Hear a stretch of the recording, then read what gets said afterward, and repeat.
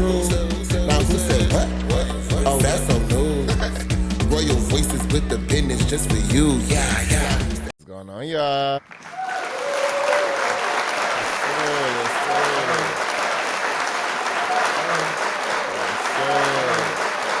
Yes, sir. I'm looking at myself on this side monitor. Jesus. Jesus. I look good. I look good. I feel good. But y'all, you can't tell, I'm tired as hell. But as the saying goes, never tired of my efforts. Okay, if you know, you know. We are here for Royal Voices podcast, episode 8, season 2. Get into the mix. Big 8. We're here for season 2, episode 8. I'm just proud of myself for being consistent because, y'all, I am fighting to be consistent. Okay, and for that, I'm going to clap it up. I got to clap it up for that. Jesus. So with that being said, for y'all who are new, ain't been here before, welcome to the podcast, welcome to the space. This is the official podcast of Kvngdom, a creative hub for music, art, and fashion, a space where we uplift creators in a variety of ways through education, networking, spotlighting, and a ton of other things. So before we even get to the video, before we get to all the podcast, jabber, all the good shit, go ahead and follow the kid on all social platforms. Follow the brand on Kvngdom.com. I'm sorry, KVNGDOM.co. That is for the brand for Kvngdom on Instagram and TikTok. Go ahead and follow us on Royal Voices Podcast, all one word, on YouTube, on Instagram and TikTok, and Spotify too, if you were looking for the kid there as well. And then lastly, following your host, KVNGJAY, that's me, on Instagram at _JAYTHEDON_, and the link tree in my bio has access to everything else I be getting involved in. Now, water, I'm here, and we're going to have a good motherfucking episode. And we're going to start with our politics segment, okay? So let's see what pisses us off today in politics, child. First thing I got up, y'all, is these white only community. Yes, I know. It's a interesting, not surprising situation going on, but I'm going to go ahead and read this article I put up from TMZ. So the headline reads, "White community, we need separate but equal communities," co-founder says. I do want to say this headline caught my eye because I've heard a lot of black people say these things in the past. So we're going to just see what this man got to say. So the article reads, "A white-only community in Arkansas is just looking to protect European identity and culture from diversity, and it's best for people of all races to have their own separate community centers." So says the co-founder of Return to the Land, not protect people from DE&I. What? From diversity? We interviewed Eric Orwall, ORWOLL, on TMZ Live Friday about the whites-only community that is looking to expand to Missouri and other areas. And we asked about why a whiteness-exclusive area is so important to the members. Orwall says white people value European heritage, and he says he thinks that identity is under threat in modern America. Find it. He says he understands if others want to blend and mix their cultures, but he thinks this would be a detriment to pure cultural ancestry. We get into the federal laws governing equal and fair housing, and Orwall says RTTL, which is the acronym for they return to the land, because they're returning to the land, the white people returning to the land,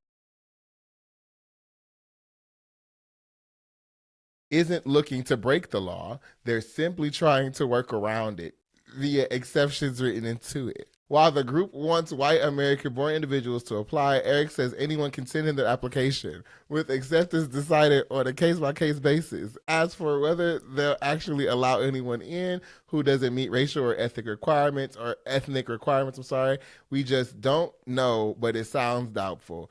The co-founder says there's a huge difference between segregation of the past and what Return to the Land wants, because past segregation wasn't voluntary, whereas the type of he's floating around would be. Orwell tells us forced integration is a problem. People shouldn't be forced to live with others who don't share their same cultural background if they don't want to. He says the group's looking to expand beyond living communities. They're also looking into building whites-only community centers. He encourages Black and Jewish people to invest in their own community centers. No whites allowed, too.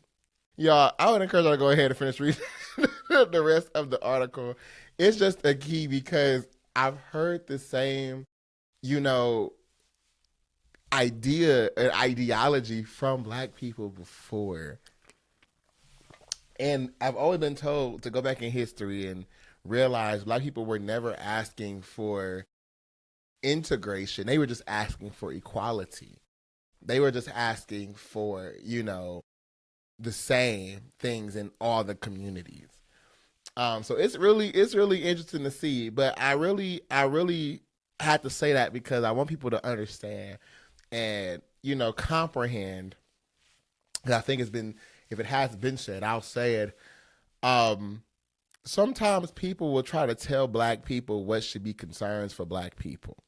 And I've been noticing this for like the last year and a half, 2 years, people trying to tell us what we should be concerned with and, scared of and what is racist and what isn't racist. And I've always found that crazy, especially from people who are white. And I think this is one of those situations where it's like, I want y'all to know and make sure I say it clear. Black folks don't give a damn about none of this. Don't give... What? Child. Anyway, so folks do not care. It's not a matter of like, oh, they're building this community, we shouldn't be able to.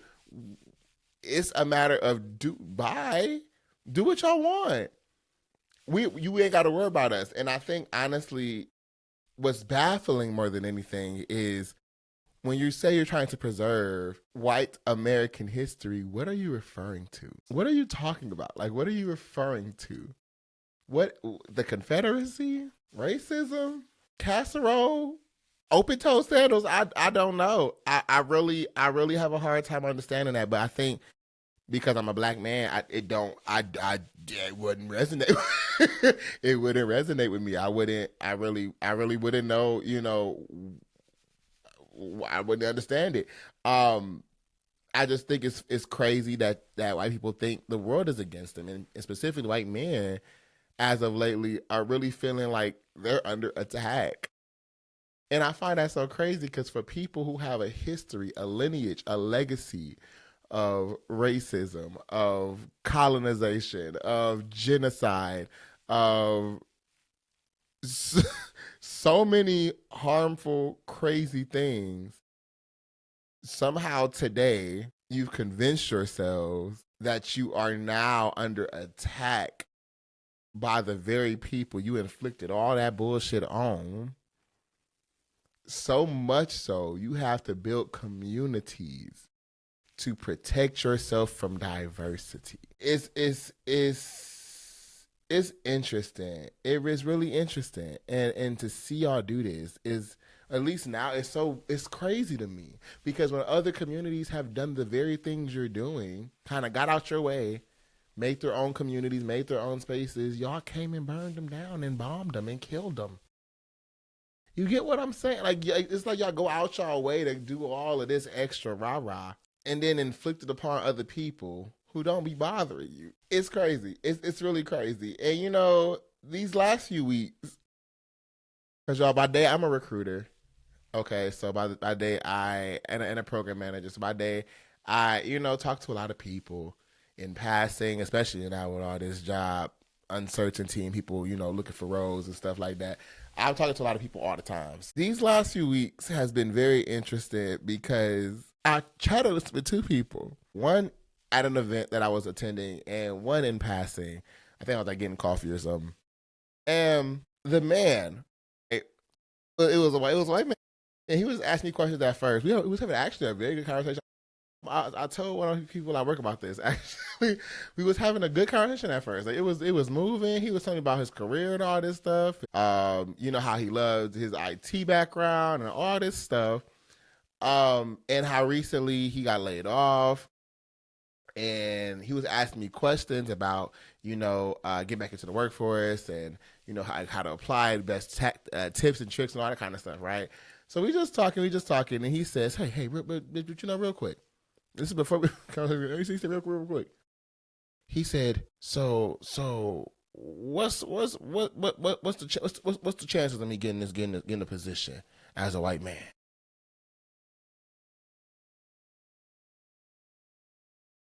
What? I said, huh? And he was like, yeah, just with all the D&I stuff going on, like, what is it? What's the chance of me getting this job for real? Oh, what?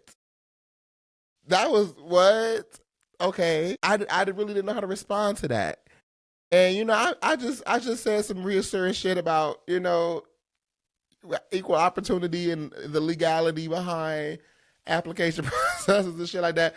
And I kind of went on my way because again, this is just a regular work event. And I said, okay, that's a first for me. And then in passing, a few days later, it was a woman, and we stayed in the line waiting for our little coffee orders or whatever. And she's talking to me about her job. We're talking about our jobs, and she's also an HR recruiter. Like she's in that space, so she's talking to me about recruiting and all that kind of stuff. And she was asking about my company's like hire practices essentially, and I was like, I don't really get into all that, especially I don't know you, ma'am. So and I felt like that's illegal. I don't think I can talk about that. I don't think I could. So I was just like, we do XYZ or whatever, but we don't do too much. keep it real casual. And she's gonna say so like, what's the likelihood of like a straight woman getting in, like a straight white woman? And now this is the second time I'm hearing a question like this within the week. And this was confusing to me. Like this was a back-to-back situation. And she said, yeah, she just noticed some of her friends are, having some hard times, and she thinks, with all the uprisings behind DE&I and the LGBT, with the LGBT, it's just been really, really hard for people to get into places and everything. But my girlfriends really noticed, like, yeah, like if you're gay, you're gonna get the job. So this conversation I actually entertained. I said, so do you think it's a gay woman or a gay man getting the job? She said, well, I'm really thinking it's the women. It's like the studdish looking ones. Can I say that? So we sit here chatting.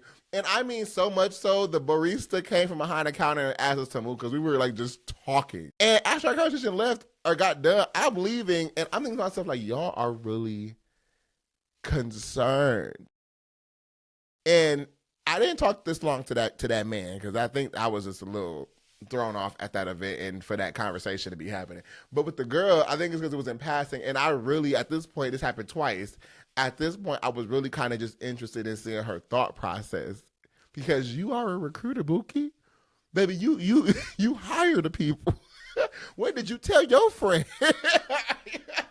Now I'm concerned with what you told your friend, and I'm thinking you're trying to see if you have commonality, if you have support rallying behind you from other recruiters, Boogie. You ain't got that from me. You ain't got it from me, Boogie. I wanted to say this before we move on to the next thing. I know we've been saying it for a second. I want to just make it clear here, okay? That really stuck with me.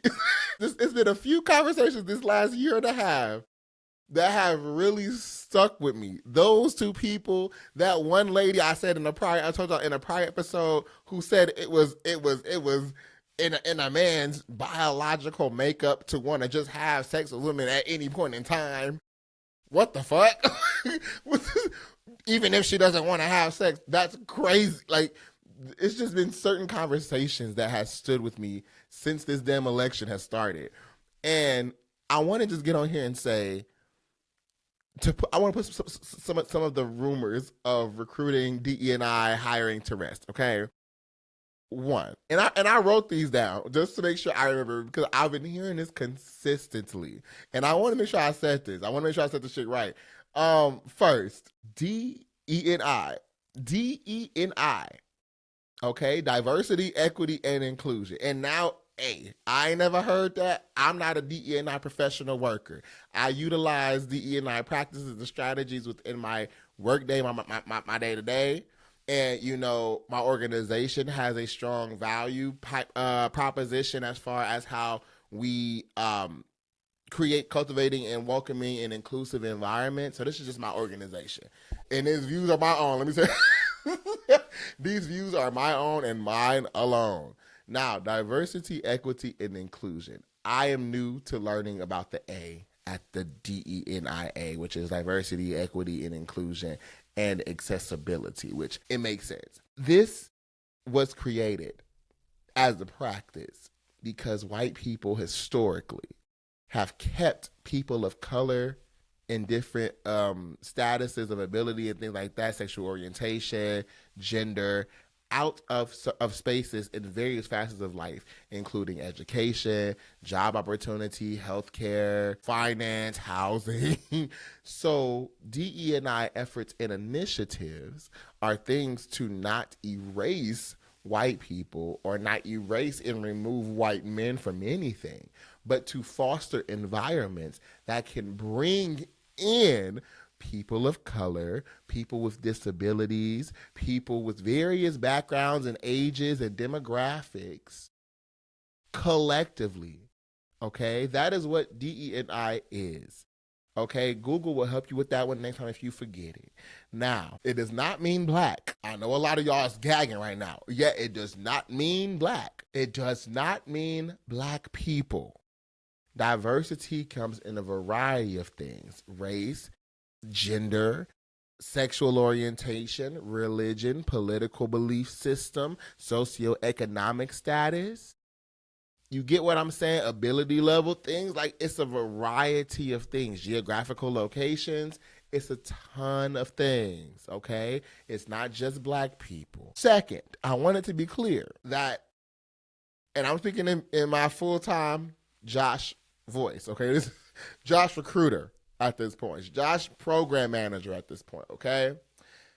I want y'all to understand the biggest threat, okay, to your jobs right now, in my opinion, for legality purposes, is not DE&I. DE&I actually does a ton of great things, right? The biggest threat to your job right now is your skill set. I'm going to say it one more time. The biggest threat to your job, or to you getting a job right now, is your skill set. Meaning, if you do not have skills for XYZ role, you will not get hired. I'm just being transparent. Companies, organizations are prioritizing skill set more than ever before, especially in the rise of AI, where they can automate a lot of things. Okay? With the rise of, and I wrote this down too, with the rise of AI, so many things are becoming automated globally, meaning there will be a lot of jobs getting removed from everybody simply because AI can do it. So now, if a company is spending money to hire people, they're going to hire people who have a skill set. Okay? So when y'all are going against people, and this also touches on the immigration situation too, because y'all be thinking immigrants taking y'all jobs and stuff. When you have somebody who's an international hire, one, they are a citizen. They are a citizen. When you have any type of work authorization to be in the country, you are a legal citizen. Okay? An H-1B visa status, every job checks your legality. Okay? You either have OPT, CPT, H-1B visa, working on things in the background. You have something, because you have to get put through what? A background check. Okay? For legit organizations. Let me clarify. For legit organizations. Now, if you have an H-1B visa status, you have equal opportunity. OPT, CPT, all that. You have equal opportunity to apply to these roles. And I'm going to be transparent. Because everybody's prioritizing skills, this is why you're seeing so much off whack. That's why you see people with 10 years of experience being hired for positions that only require 3 years of experience, because they have more experience and don't have to get trained, or they can hit the ground running, or will be able to be in that position much longer, or be quicker to promote faster because of what they already have. When it comes to the international folks, a lot of the time, and no shade to my Americans, y'all, I love y'all, I love us, but when I say a lot of international hires have higher credentials and qualifications than a lot of American-based workers, I mean that. Okay, so when you say, I heard this earlier on a debate on TikTok earlier, where somebody was saying that immigrants are taking high-level jobs with this H-1B visa stuff. They're taking high-level jobs. Nope, they're not taking a job. They're earning that job. Why, Brad? Because that international person has 2 master's degrees, a doctorate, 16 certifications, made their own website, and you have a bachelor's degree and a master's degree.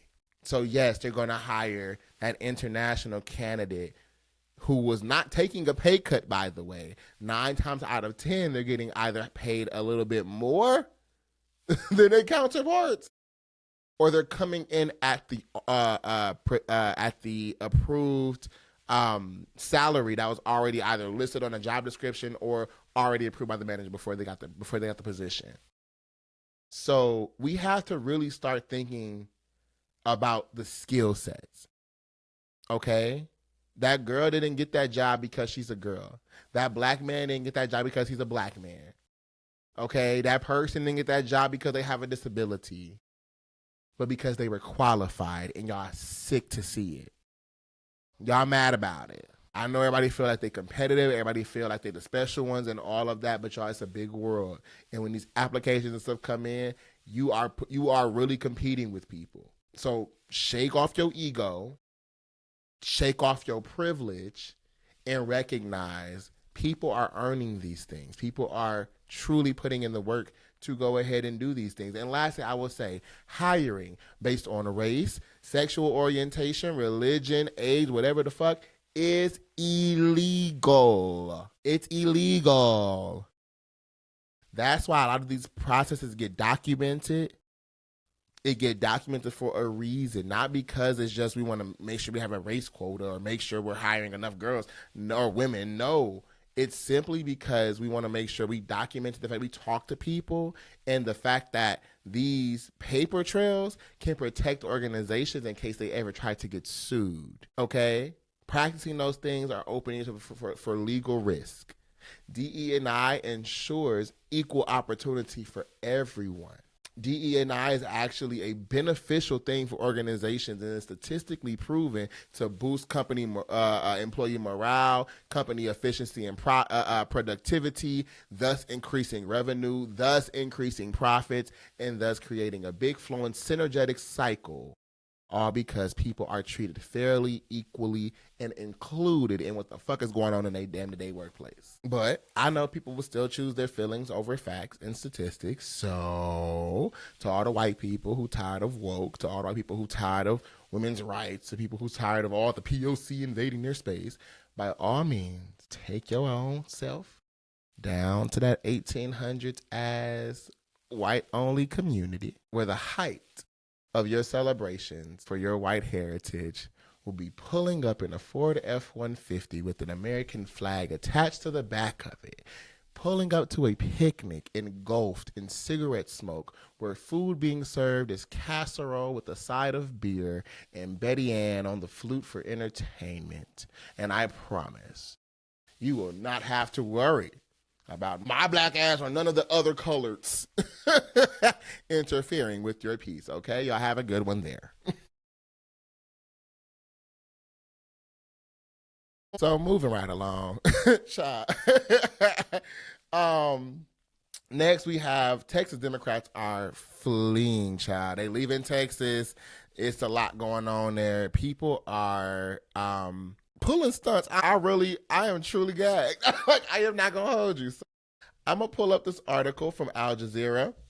U.S. Democrats flee Texas to block Trump-backed election redistricting, says the headline. Democratic state legislators in Texas have blocked a vote on the United States congressional map that favors the Republican rivals by leaving the state, preventing the state House of Representatives from establishing a quorum, meaning they can't vote and do any business because the Democrats ain't there. The vote could not proceed on Monday afternoon, even as Republican Governor Greg Abbott threatened to remove the fleeing lawmakers from office and suggested that they could face charges.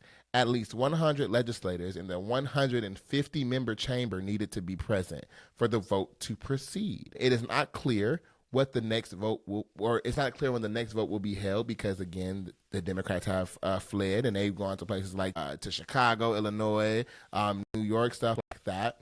The new redrawn map backed by President Donald Trump would give Republicans more safe seats in federal elections. The contentious but legally permitted move, bad but it's legal, known as gerrymandering, seeks to help Republicans retain control of the U.S. House of Representatives in next year's midterm elections. Trump has told reporters he expects the effort to yield as many as 5 additional House Republicans. According to Texas Tribune newspaper, the Texas House approved in a 85-6 vote a mostly symbolic measure to track down and arrest. The warrants apply only within the state, however, meaning the missing legislators could only be detained on their return. So meaning if they come back to Texas, they can get arrested. If they stay in Illinois, can't shit happen to them legally. The controversy in the conservative-leaning state has dominated the political conversation in this country more than a year in advance of the 2026 November midterm elections. They're basically at war because gerrymandering restructures the maps and districts around who basically has representation. And redrawing voting districts around demographic and socioeconomic lines for partisan reasons is not uncommon in the United States, but Texas appears to have taken the practice to its limits, all but eliminating 5 seats by Democrats. It's interesting to see how people are using the legal system to aid and abet Donald Trump's idiotic ass things that he does. I find it, well, one, commendable for the Democrats, finally. Yeah, I'm glad y'all doing something. I'm glad y'all get to the field. Get in the field. It's time to get in the field. All this decorum and niceties, and we should follow the rules. And girl, they don't give a fuck about the rules. The people right now, I ain't saying Republican, because it's not all Republicans, but it's a lot of MAGA and a lot of the Trump yes men and stuff like that are dominating that party right now. But there's this like fear to do something back. Throw a shoe or something. You know what I'm saying? I don't know. Like, get in the field. And I'm just glad people are, putting their careers on the line. They're leaving their families behind, and they dipped out and left the state because you can't get nothing done without me being there. And I think this is their attempt to try to stop, Trump from rigging every damn thing. Because it takes complacency. Because it takes complacency to have people like him even have power. You get what I'm saying? He has so many people doing things on his behalf. Trump ain't doing none of this shit by himself. None of this shit by himself. It takes complacency. It takes bargaining. It takes negotiation. It takes strategy. You get what I'm saying? And I'm glad y'all finally playing this game. I did have to grow to understand people respond to oppression or to, the powers that be in a variety of ways. Some people want anarchy and just to burn all the shit down to the ground. Some folks protest. Some folks have podcasts. Some folks, join the militaries. You know what I mean? Outside of violence, nobody want to fight. They try to avoid that with all the means. There's some people who do. It's a lot of people who actually want to just squabble up and just wrap things up. But that's so, grow up. Y'all too damn old. And honestly, the people who y'all gonna try to send into battles and stuff, we not doing all that. Especially for y'all dumbass fights that y'all want to have. You get what I'm saying? So I just really am happy to see people getting up and doing some shit. All of these things has impact. So I would just encourage people to continue to be safe, be attentive to your surroundings, stay up to date to things that's going on, read.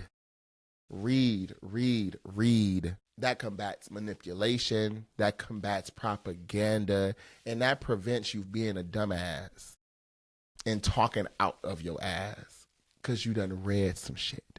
You got some sources to back up at least why you are hearing or why you are thinking and saying the shit you're saying and thinking. You know, you have a foundation for something, but don't build shit on thin air. Okay, because it fails every time, and we end up in a situation like we in right now. Y'all be safe out there, Democrats. Keep that pressure going, baby. Okay, so lastly for our politics segment, y'all, we have the notorious Epstein files, y'all. Trump is in heat. Yes, he is in heat. It is so much going on. These articles, like these stories are just over the place. It's so much I didn't even talk about. Think about it's I just don't understand. This comes from AP News. The article reads, House Committee issues subpoenas for Epstein files and depositions with the Clintons. So the House Oversight Committee subpoenaed the Justice Department on Tuesday for files in the Jeffrey Epstein sex trafficking investigation, is seeking depositions with the Clintons and former law enforcement officials, part of congressional probe that lawmakers believe may show links to President Trump and former top officials. The Republican-controlled committee subpoenas for depositions for former President Bill Clinton, Hillary Clinton, and 8 former top law enforcement officials.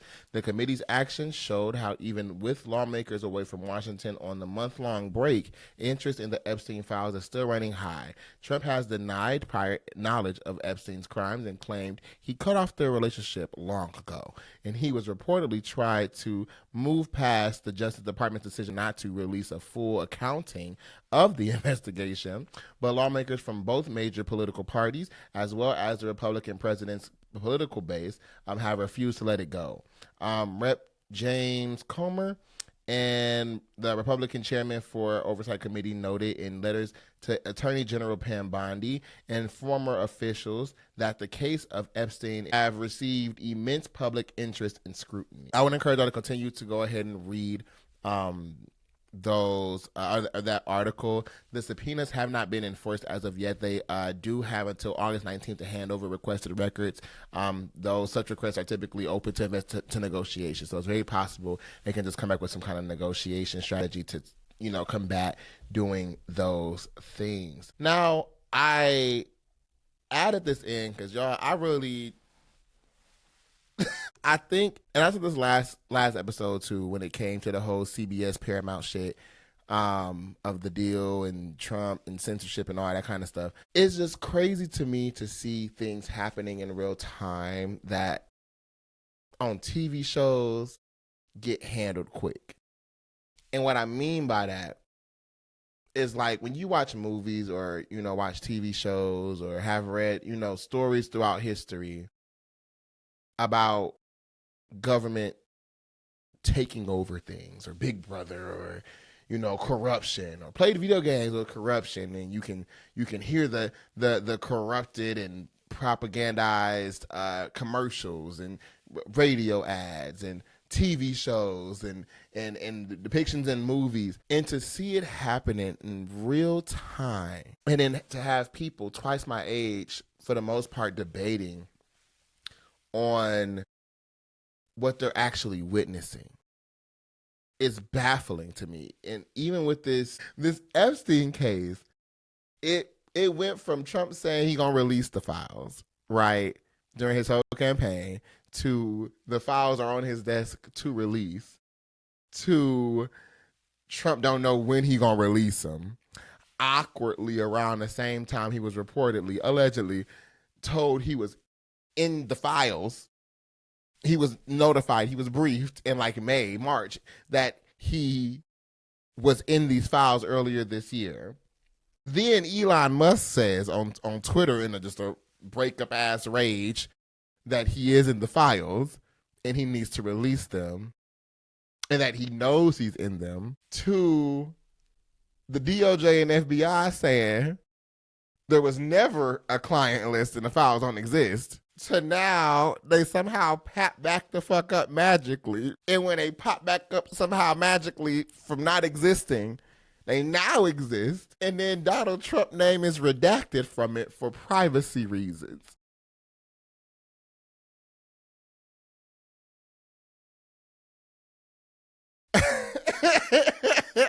Oh, I don't know. I've never seen some shit like this. I ain't got no Josh Flair to add to that. I ain't got no Kikis, no ha-has. I just really want us all to pay attention to the current state of our American government.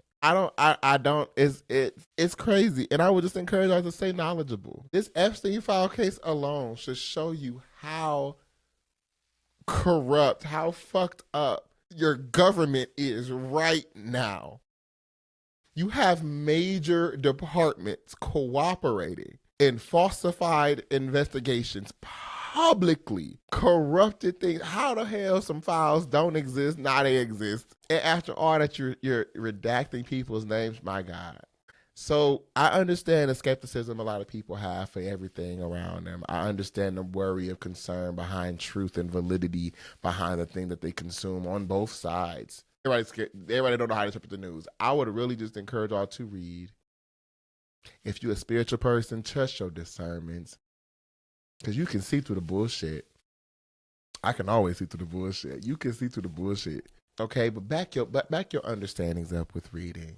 Don't just believe any damn thing. Even if you don't like this fucking administration. Even if you realize you hate these people, you don't like these people, you want them to all just leave the damn office right now. Don't take shit for face value. Because I could tell half of y'all right now, Trump just kicked the president of Ghana. Y'all would believe it. Y'all would believe it. Just because it's Trump. And that sound on brand. But even in that moment, don't take it for face value. Go verify things. Okay. And lastly, have morality. I think a few episodes ago, or last episode, put yourself in the next person's shoes. I don't have to be you to empathize.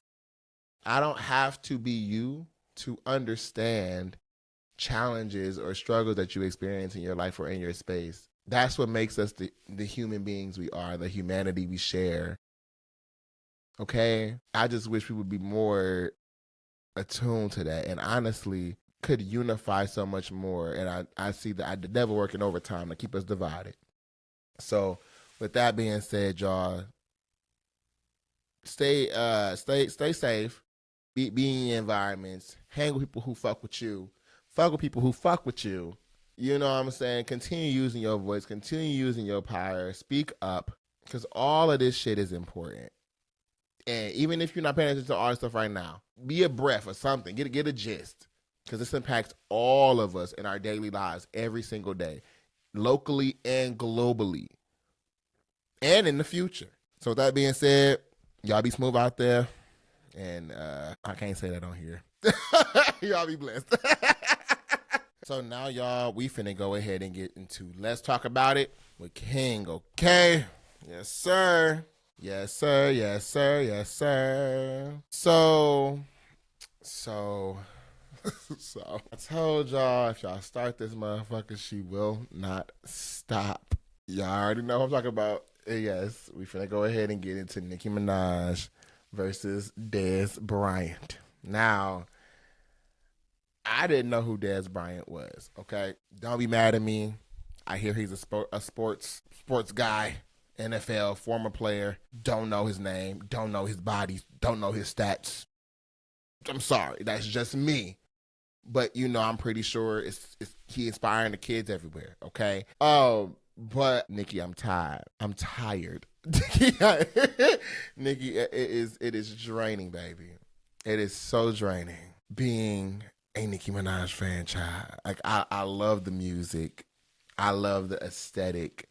And the stats. The stats are unmatched, untouchable, unfuckwittable at this point in time. However, it is I don't even defend the crash outs no more. Okay, I don't.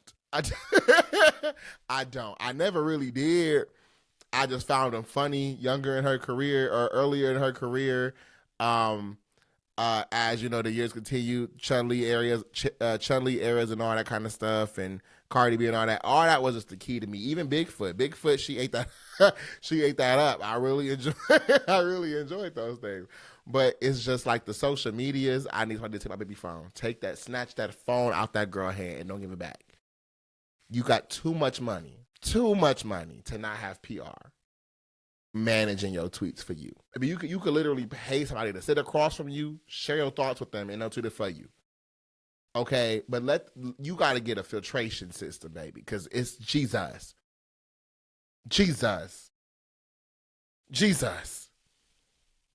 And I knew it was crazy. We got into it with SZN.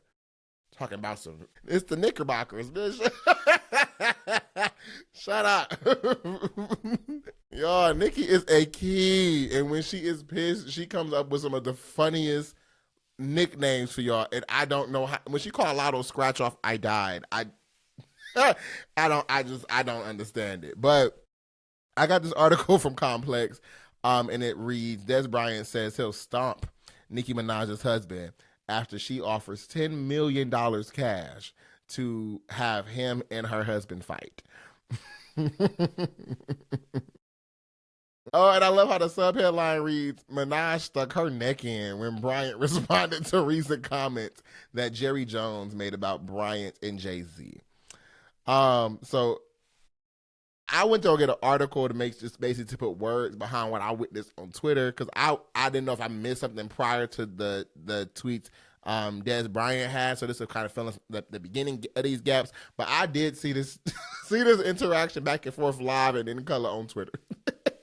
And it was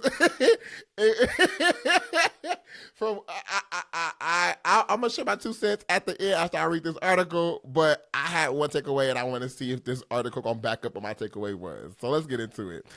Nicki Minaj and Dez Bryant are trading jabs online, and the beef could result in a real life brawl. According to TMZ, the feud began when Dallas Cowboys owner Jerry Jones expressed his aversion to dealing with agents during contract negotiations, as Jones is currently working out Cowboy stars Micah Parsons' agreement. Jones referenced having to handle Jay-Z while settling Bryant's deal. Bryant caught wind of Jones' comments and responded on Twitter. Dez Bryant responded by saying, Jerry Jones, I don't think it's smart to mention my name. I kept quiet about a lot of unfair shit on some G shit. We can have story time if that's what we are doing, right? Now, this is where I came in, okay? When I followed the trail back, that was where the first tweet that I came across started, was that. So that was correct. Minaj jumped in the discussion at the mention of Hove. So the minute Nicki heard Jay-Z, she jumped in. She has claimed for a while now that he and Roc Nation owe her money after selling Tidal in 2021. We talked about that last episode or 2 episodes ago, one of those. Go back and watch that if you haven't seen that. But that's basically the reason why Nicki's getting into it with Jay-Z, Roc Nation, TDE, SZA, Megan Thee Stallion, Perez, DRA, Desiree Perez, and all them people. So go back and watch that to catch up to that. So, hey, it's Nicki Minaj. I can't take Nicki serious. So she comes in and she said, her tweet reads, hey, it's Nicki Minaj. How about we play a game? Every time you do a Jerry Jones or NFL storyline, I'll do a story time of my own. And she was basically retweeting Dez Bryant's. Then, after a riveting back and forth between Bryant and Minaj, detailed below, the Pink Print rapper offered an NFL pro $10 million in cash to fight her husband, right? So they did go back and forth for a little bit. First, to that thing that she said about wanting to play a game, he came in and said, I want to play a game, and kind of was like joking with her. I think he was interpreting it as Nicki Minaj being funny, and just playing around with him, kind of about the whole situation because she beefing with Jay-Z and all that. But she thought, I think he was under the assumption that she was just on his side or playing with him for some reason. So then she responded, go. She responded, it's Miss Petty, because I think he responded, Miss, what do you say, Miss Onika or something like that. And then she said, it's Miss Petty.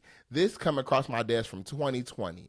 I guess you were one of those guinea pigs they've been using to bully people for them, referring to Roc Nation. And she then said, did you think I came over here to play tweetsies with your silly ass? See, the problem with people who are always playing is that they think everyone else is playing too. I'd mind my business if I were you. Be blessed. And she posted a snippet saying Dez Bryant gets blasted by Nicki Minaj fans for jumping in beef with scratched out name in February of 2020. Now, this is where I kind of start getting a little off track, because what the hell? What the helly? What the heliante? We are in 2025, and honestly, from the post, girl, we really didn't give a damn. And that's what I didn't give a damn. I'm like, where is this coming from? Like, I don't. The post from 2020, nobody asked for that. Nobody was even thinking about that, girl. So I'm not sure where this is coming from, but she's in her bag. And if you are tied to Roc Nation, Jay-Z in any way, shape, or form, if she learns of that, she don't fuck with you. So after she said that, Dez Bryant responded and said, "Go enjoy your day." He then made a video saying basically like, I don't want no problems. The minute he found out that Jay-Z was the topic of conversation or the reason why she was talking to him to begin with, he said he made a video, and this is on a video, where he said, you know what? I want no parts between what you got going on with Jay-Z and all that. Ain't got nothing to do with me. I love you. I'm a fan. Be blessed. That's what he said. She then responded, go beat your mom.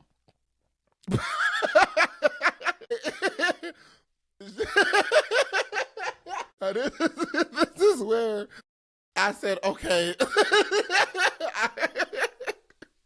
I don't know what to do right now.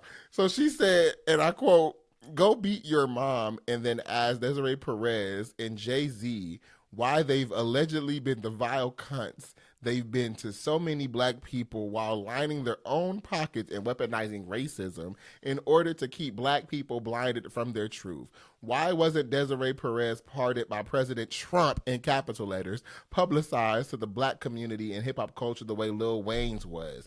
Did she repay the president for the monumental blessing, or did she betray him the way Jay-Z allegedly betrayed the Democratic Party and countless others that he's had business dealings with in the past? On second thought, don't beat your mom. I'm sure she loved you once. This tweet is all alleged and for entertainment purposes only. Anyway, Barbs, next, hashtag NFL, hashtag Roc Nation, hashtag Bot Nation, hashtag Mom Beater. My God. Jesus.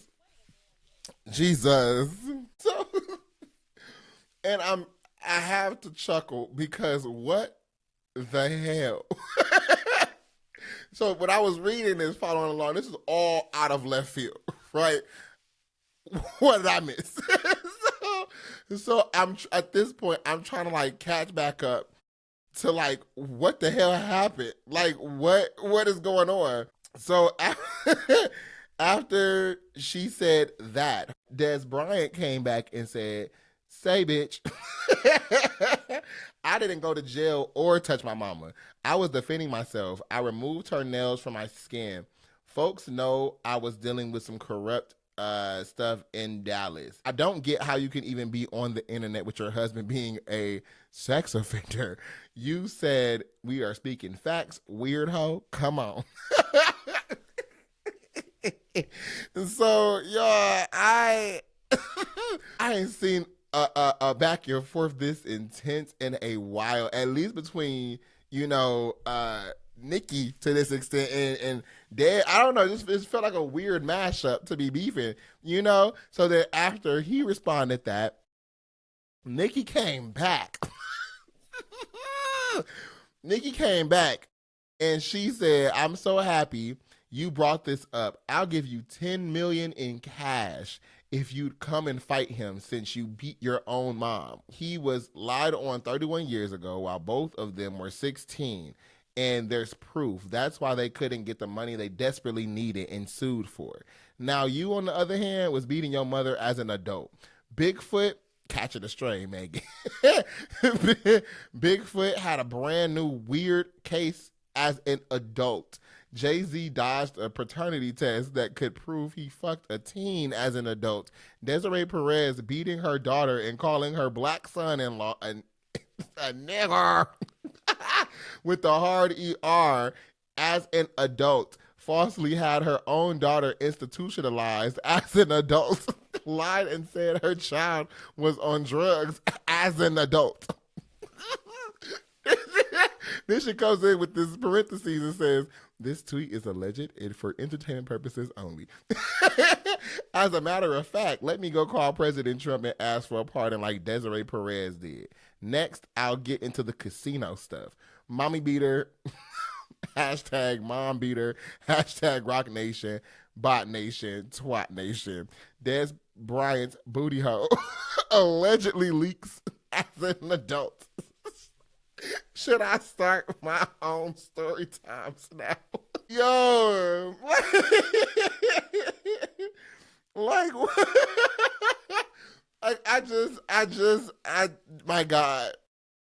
my God.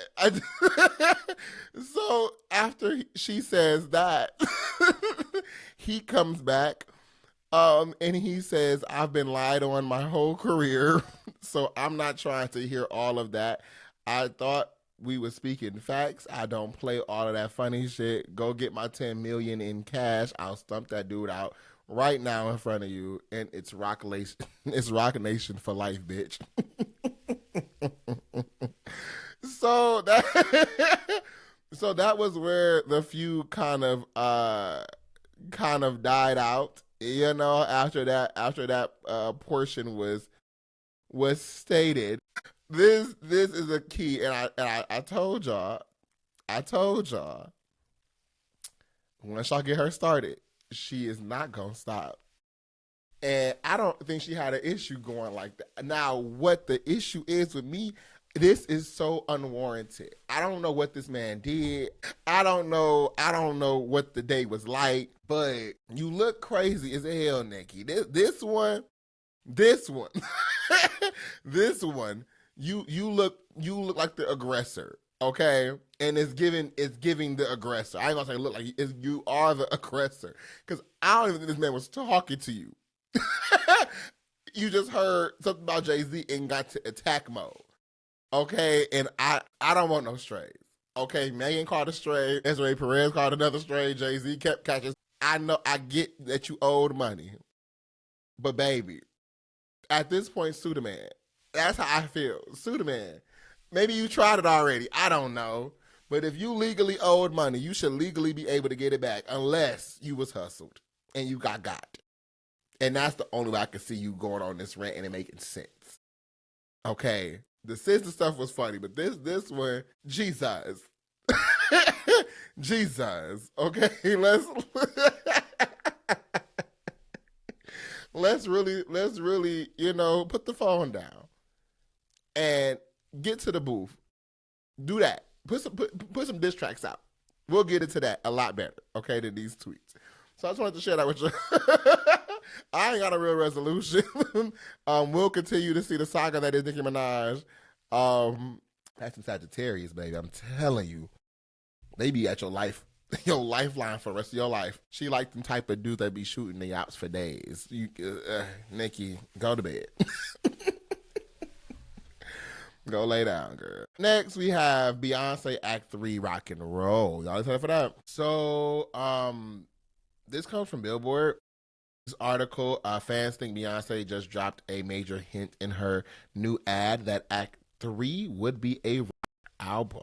Now, she put out a video for Levi's jeans, and from what I understood, people was interpreting it in the beginning of the video, essentially, and I'm boiling it down, so if you want to read the article, you can, but the article breaks down the video. The video essentially is her coming in on a horse to this like little country town, like little small town area, and she's coming to go wash her Levi jeans. She's giving you a step-by-step about how you can wash, Levi's jeans. So within her doing so, the scene continues to progress. She's changing outfits, haircuts a little bit, and at the end, she does have, I will say throughout the video, she does have like little hints of like influential women throughout history. So like Rosie the Riveter was one of the aesthetics she had. This like Jolene-esque vibe she kind of had, and then the last one kind of gave more like a biker gal type thing, right? So she came into town on this horse, did some laundry. When she left the town by beating somebody in a pool game and getting on her motorcycle and going off into the distance. Okay, so the people took that and said that's clearly a hint for rock and roll. Now, I haven't seen I didn't go to the concerts for Act 1 or Act 2 for Renaissance or Cowboy Carter. I really, really gotta go to the third one. I gotta make an effort to try to go, cause I really feel like really finna do one of the greatest stunts we done seen and do a 3-act situation and go higher. I think she gonna go and get quiet. Hell yeah, cause she going crazy. I think the third one, though, I disagree with the article a little bit. I disagree with the theory behind the rock. I feel like she played with y'all a little too much, and I feel like she ain't gonna give you all of that. Yeah, it may catch on to, but I think it's gonna be more of like a funk situation versus rock and roll. I think she's gonna have like a project or era with heavy influences from like people like Big Mama Thornton, James Brown. Of course, her main inspiration, Tina Turner. I feel like she's gonna have those kind of elements. It's not really rock and roll, but it's more of this like funk, like say it loud, I'm black and I'm proud, like type energy. And I'm here for it. To be quite honest, I'm here for it, and I want to go to that concert because I want to put the outfit together for that aesthetic. If that's the case, I got an outfit in my mind real bad, and I just want to try it out. I want to get it out there, So I'm looking forward to that. But she might hit us with a gotcha bitch type situation where she's like, y'all thought rock and roll, and then she gonna do a gospel album. She gonna do a gospel album or something like that. But I just know I have to be present for the third one. I really feel like she finna bow out. She finna do this Act 3, another tour. So I'll give that. But it's like she been on go. Like she been on go for a while now, and to have 2 separate albums, 2 whole different aesthetics, vibes, energies, things like that for a 3-part act, 2 different tours, stadium tours, international tours, set designs, all that. Yeah, I feel like she's finna go out crazy, and I think she's gonna bow out as one of the greatest entertainers of all time, for sure, of all time. I think she's gonna really cement that, and yeah, either she gonna retire, or we ain't gonna see her for the next decade, and she'll pop out with the little surprise 1-2 kind of build our energy momentum back. But I feel like after these performances and show runs, child, y'all will be good. Y'all been fed. Y'all been fed more than the average person, much more. So by your artist phase. So yeah, I think she's gonna do that. So let me know what y'all thinking. I'm gonna keep up to date with what's going on with Miss Carter over here, and we gonna make sure we locked it for whatever she hit us with. Okay. Yes, sir. So the last thing I want to talk about today let's talk about it with King is this T app. Okay. Now, the T app, from what I understand, is this app that, you know what? I got an article for this. I'm still kind of confused on this a little bit. The headline is coming from NPR, and it's reads, the T encouraged its users to spill, then the app's data got leaked. So the T app describes itself as the safest place to spill tea. about potential online matches, allowing its subscribers to conduct background and criminal record checks, reverse image searches, and communicate anonymously among one another about men posted on the app. But the revelation last month of personal data being hacked and yeah, but the revelation last month of personal data being hacked and leaked off online threatened the personal safety of the women on the popular app and laid bare the anonymous one-sided accusations against the men in their dating pools. It also put a spotlight on the flaws in such whisper networks, which gained prominence in the Me Too era. T suffered a major data breach, revealing users' driver's licenses, direct messages, selfies, and other sensitive information. The team at T discovered the initial breach in the evening hours of July 25th, as first reported by 404 Media. Users who on the notorious message board 4chan got a hold of user sensitive data, including government IDs, which had at one point been used as a verification tool by the app, and leaked it elsewhere online. App was essentially again targeted for women to kind of just have this space for themselves to, talk their mess about guys and stuff. And the reason why I found out about it was through TikTok. Right, and that's why I find that artists to be a mess, because I feel like y'all need to be a bit more attentive to the information that y'all share or that you use for these platforms. And I need men to be a lot more less weirdos. You know what I mean? Like the likelihood of a group of men being behind this data breach is highly likely with some of the support of women incognito on who already own the app. It's very, very likely. But I understand, I guess, the interest in the app because it was exclusive to women. And I think anything that builds exclusivity creates a in culture and out culture. And people on the out culture want to be in so bad, and people who are in want to keep people out. So it's a weird thing, especially with women having this, but I understand that why it's there, right? Because dating is so dangerous and people are weirdos. So the app in nature was meant to be, helpful and provide safe ways to date and, get information from people about people. But the way it went about it, I think, was the problem. And what y'all issue was, I'm talking to my ladies right now, y'all issue was getting information off that damn app, then going to other platforms and calling people out. That's how I found out about the platform. A woman trying to expose this like DL guy, I guess she was talking to, on TikTok. And I just felt like the more I kept looking through the T app, the more video I saw like that of y'all exposing people or trying to drag people out. That's what got y'all app locked up. That's what got y'all app clocked, because it was for you, it was for y'all, by y'all, and it made it messy. Y'all made it messy and brought it to the people who didn't even need to have it. There should have been no reason why I saw that video. You know what I mean? I'm not your target audience. I'm not your demographic. I can get on a damn app. Right? So you would want to keep all the information. Like, that should be, y'all don't know how to keep a secret. Like, y'all don't know how to like be discreet no more. And I'm not just saying women, I'm saying people in general. Like, social media has really killed secrecy and discretion behind things, like a variety of stuff. And y'all use social media for a tool to promote while actively going against secrecy of certain things. And I don't understand that. So for the ladies, that was y'all fault. Y'all went on socials and spread information about stuff that wasn't for people to be involved in. But on top of that, I don't believe data should ever be leaked. So for that is wrong, and I do have to acknowledge, and I hope people are safe and remain safe, because niggas are crazy. People are weird. Okay, so I just hope that y'all are safe in these streets, that y'all are safe, and you know who you talk to, and you know who you interact with. And honestly, because again, that situation is crazy, but this brings to my mind the case of Sade Robinson. If you from Milwaukee, Wisconsin, shout out to the phone. You know what I'm talking about. Sade Robinson was a woman who went on this date with this man and never made it home because this man decided to not only unalive her and kill her, but decided to dismantle her body and spread her across the city of Milwaukee.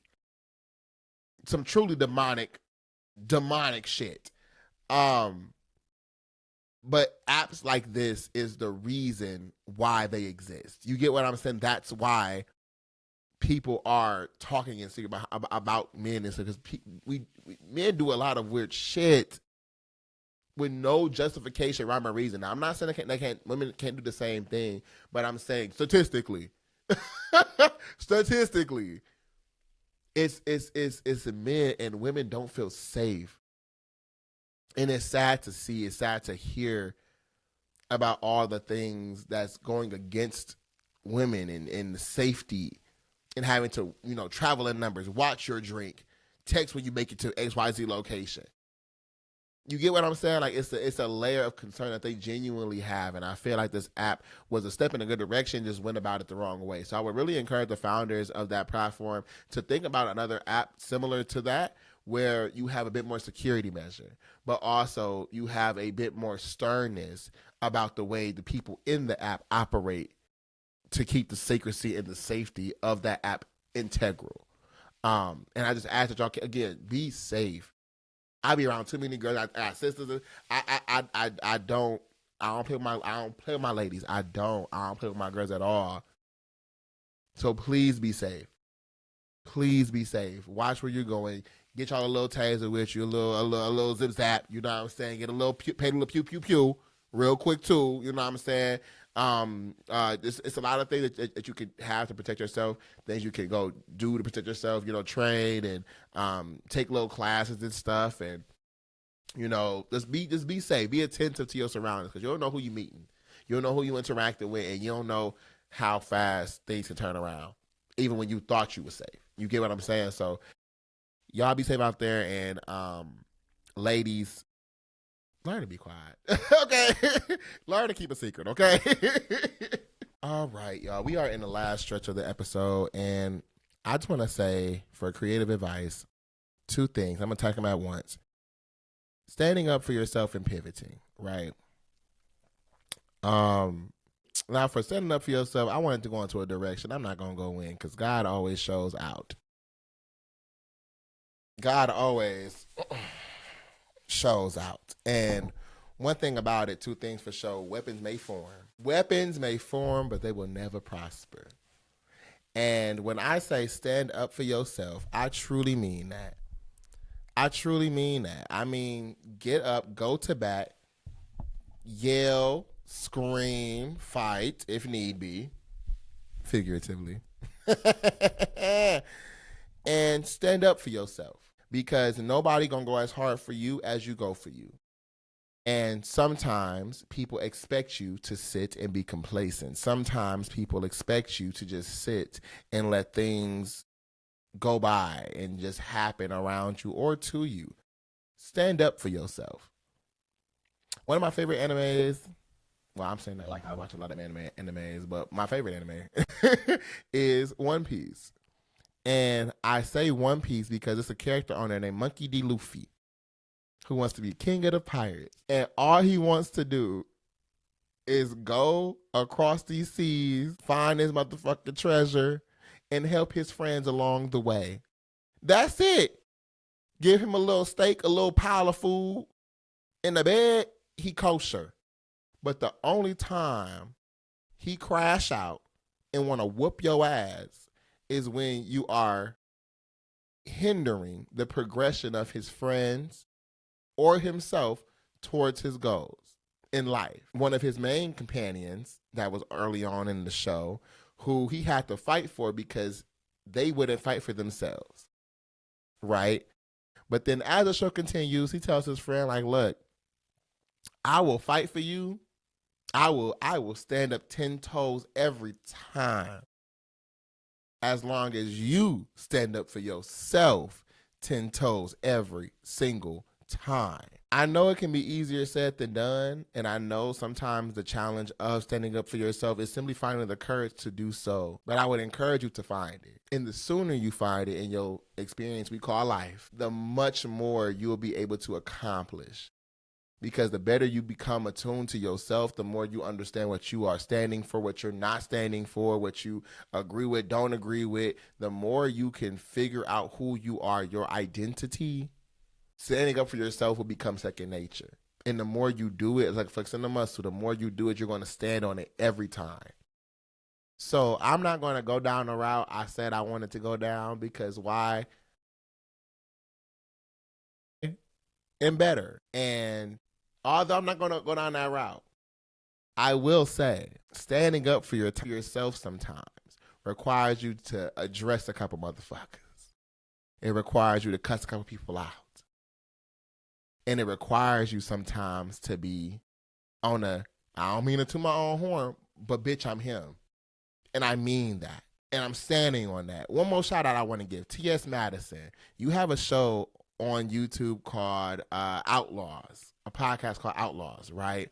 And I recently came across this, but she has this time where she allows her guests to just talk they shit, like remove the humility, remove the modesty, remove the I'm just trying to be nice, but no, pop your shit. And I ain't never say some shit like that, because we are in environments where we are always told to downplay ourselves, or we're always in environments where we're trying to remain humble because of worry of outshining people, but also out of worry of creating discourse with other people who think that we the shit.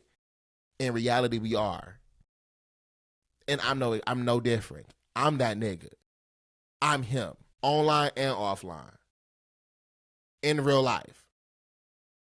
So even though I'm not going to go down that route, you thought you ate, give me that motherfucking plate. And every day you got to wake up and sit in your bitter, angry ways. Ooh, because you expected people not to stand up for themselves. You had the right one wrong idea. So I wish you nothing but love. And I pray that you grow a backbone. And I pray you find your own light through all that piled on insecurity, and learn to stand up for yourself, and in a way in which you don't have to attack other people with the hopes of personal gain. All right? Stand up for yourself, Wookie Bat. And that is on the mob. Secondly, pivoting. Okay? We're going to go ahead and pivot from that conversation. Go on to the next. Pivoting. Pivoting is important as a creative. And also learning and standing up for yourself that sometimes you have to find the courage to stand up for yourself in order to pivot, in order to move the fuck around and move differently. Pivoting is simply the opportunity to realign to some shit you had envisioned, you had planned, you had strategized, or you were intending for. Okay, and I think as creatives, we have a hard time comfortably pivoting, comfortably shifting in alignment better for our goals, or in betterment of our creativity or artistry or in our business. Sometimes because we put so much work into the first approach, right? I put so much effort into that marketing campaign, and it didn't work out this way, but I'm gonna stick with it because I just think I gotta keep doing it. Well, my vision was to do this way and build up this way, but it's not happening. But I'm gonna stick with it because I'm committed to the vision. Sometimes that is important to do. Stick it through and see it through, right? When things are out of your control, and it's just you have to, let the powers that be the powers that be. But sometimes pivoting is the difference between life and death of your creative artistry, but also of your business. Now, pivoting is important because when you are able to shift, you are usually shifting or changing something in response to something else. For example, pivoting from season 1 to season 2 of this podcast, I said, you know what? I want to bring more value to the show. And in order to do that, I needed to pivot from where my original structure and plan of season 1 was, right? I had to pivot and start adding in other things like Artist Spotlight, where you're coming on for interviews and I'm talking to you. That was new for me. It's still new to me. It's still a little bit of an uncomfortable thing for me.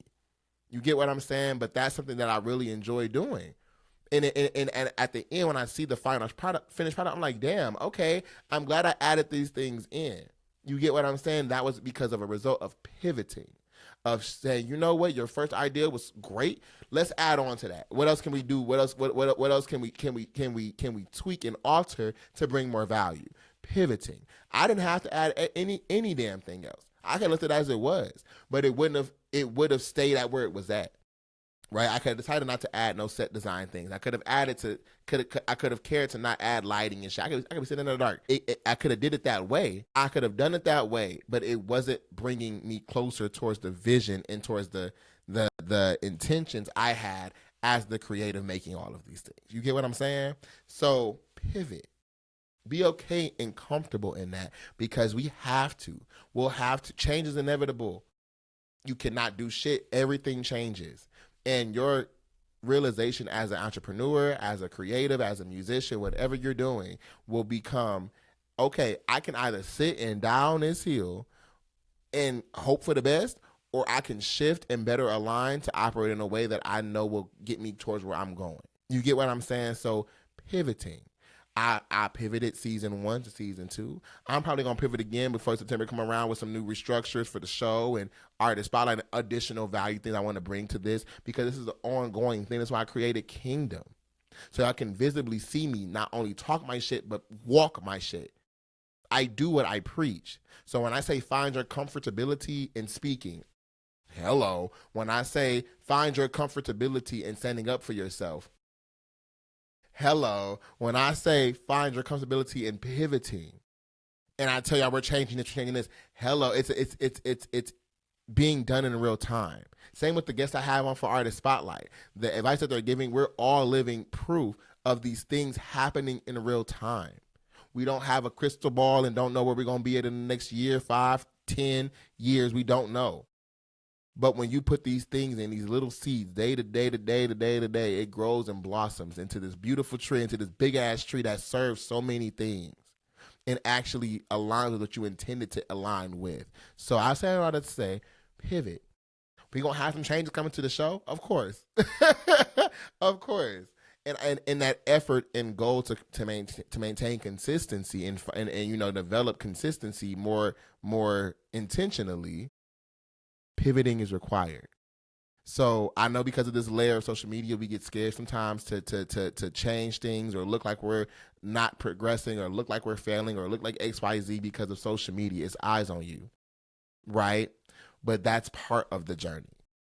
That's part of the journey. You're not going to be great at everything when you first try it. It's not going to be a success every time that you do it. You ain't going to always get the most views. You ain't going to always get the most likes. You ain't always going to get the most shares. You have to learn to progress and push through all that and adapt in a way to start bringing in the thing that you are trying to adapt to. You get what I'm saying? To figure out a way to pivot to better align with the goals you have in your mind or with your vision or with your plan. Okay, so pivot, baby. Pivot. Stand up for yourself and pivot. Those are the 2 topics today for creative advice, and I hope that it resonates with y'all as for those who are watching, and I pray that you practice those things. Because, again, creative advice is meant to give you some tidbits and some gems to bring into your own reality, into your own voice, as my girl on TikTok be saying. Shout out to you. Respect. So when you're trying to do things like that, take those things, run with them, and know it's an ever-growing thing.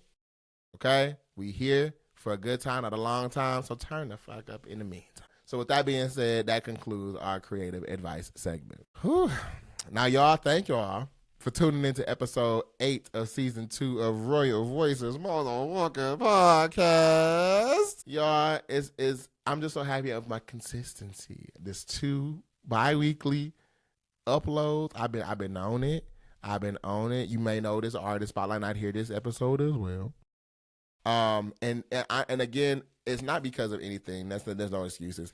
It's much more. I'm repositioning. I'm pivoting how we're going to be doing these things. So I got a few things saved up, and I want to make sure I go about these things the right way and bringing value into these spaces. Not only for Kvngdom, of course, but of course for the other creatives and artists that I'm spotlighting and bringing attention to spaces too. So we will be pivoting when it comes to Artist Spotlight and adding more things to the show as the show continues, of course. I said that season 1, this is a living, breathing project.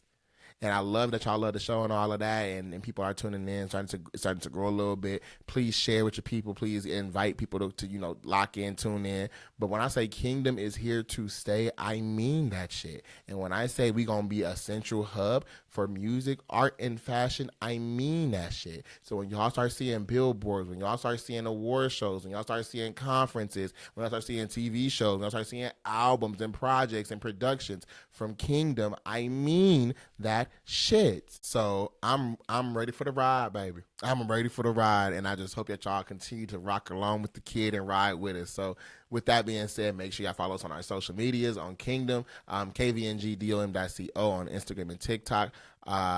Follow us, Roy Voices Podcast, all one word, on YouTube, Spotify, Instagram, and TikTok.